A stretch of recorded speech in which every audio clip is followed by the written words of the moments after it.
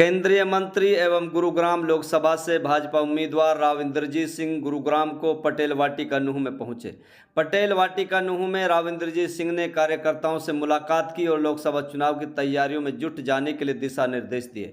कार्यकर्ताओं ने केंद्रीय मंत्री राव इंद्रजीत सिंह का टिकट मिलने के बाद पहली बार नूंह पहुंचने पर भव्य स्वागत किया।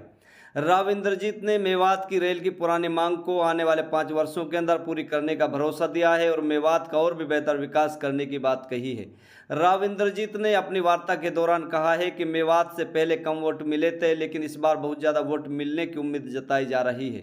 भाजपा का गुरुग्राम लोकसभा उम्मीदवार मैदान में उतर चुका है और अपने कार्यकर्ता और मतदाताओं की नब्ज टटोलने में लगा है।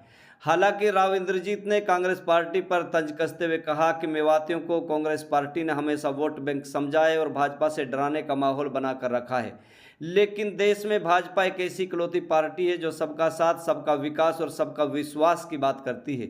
अब मेवात के लोग भी समझ चुके हैं और मेवात में भाजपा का कुनबा दिन प्रतिदिन बढ़ता जा रहा है। हालांकि हबीब हमन नगर ने मरोड़ा कट, यूनिवर्सिटी और रेल जैसे कई मुद्दों पर राव इंद्रजीत के समक्ष बात रखी थी, लेकिन उस पर कहीं पर भी कोई बातचीत राव इंद्रजीत ने मीडिया के सामने नहीं कही।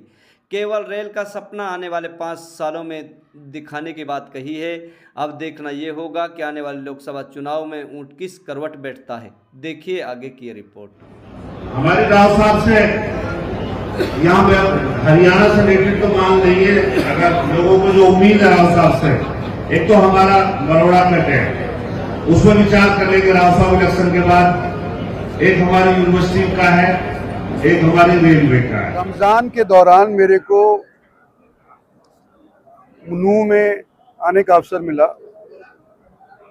पार्टी के साथियों से, मेरे पुराने साथियों से जब हमने बातचीत करी तो उन्होंने यही सलाह दी कि फिलहाल आप मेवात के अंदर एक कार्यकर्ताओं की मीटिंग करिएगा और ईद के बाद प्रचार के अंदर मेवात के अंदर निकलिएगा।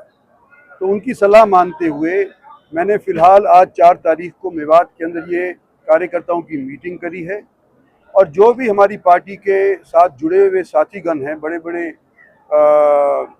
अहमियत रखने वाले जितने भी हमारे साथी हैं, वो सारे आज यहाँ पर उपस्थित थे और सबने आज के दिन ये आह्वान किया है कि न केवल हम बल्कि हमारे जितने भी साथी जो यहाँ उपस्थित नहीं हो पाए हैं, उनको गांव-गांव के अंदर जा करके, मोहल्ले-मोहल्ले के अंदर जा करके वोट मांगेंगे। भारतीय जनता पार्टी के लिए मांगेंगे, कमल के फूल के लिए हम वोट मांगेंगे और आने वाले समय के अंदर पहले की बनिस्बत कहीं ज़्यादा तादाद से आपको मेवात से हम वोट उपलब्ध करवाएंगे। तो इन लोगों की बात को मेरे को यकीन है। मैं उम्मीद करता हूँ कि इस बार मेवात से भी मैं भारी बहुमत से जीत करके निकलूंगा। देखो, हर एक आदमी एक जैसा नहीं होता, पार्टी में अलग शाखाएं वो भी एक जैसी नहीं होती, लेकिन मूल रूप से जो हमारी पार्टी की सोच है या धारा है वो ये है कि सबको बराबर के तौर के ऊपर रखा जाए, चाहे वो किसी भी वर्ग का हो, चाहे वो किसी भी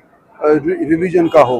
तो मैं समझता हूं कि सबका साथ देने वाली जो हमारा नारे की बात है, सबका साथ सबका विकास करे, उसके अंदर सभी मजहब के लोग शामिल होते हैं और कुछ लोग अगर इधर उधर की बात करते हैं वो निजी उनके हो सकते हैं विचार हों, लेकिन हमारी पार्टी का ये विचार नहीं है।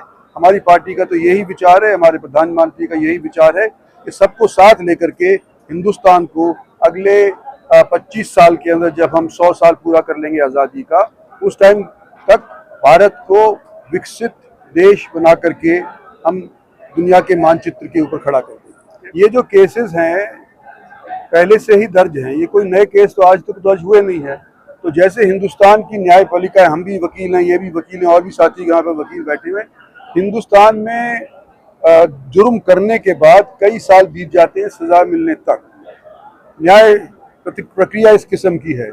तो ये जो पहले के किए हुए दर्ज केस हैं उनके ऊपर आज के दिन कुछ ना कुछ कार्रवाई होने लग रही है। हमने अपनी तरफ से थोड़ी कराई है, ये तो इंडिपेंडेंट एजेंसीज है। जैसे हम कांग्रेसी जन भाजपाई हो गए, मैं तो ये उम्मीद कर रहा हूँ कि मेवात के लोग भी भाजपाई हो जाएंगे।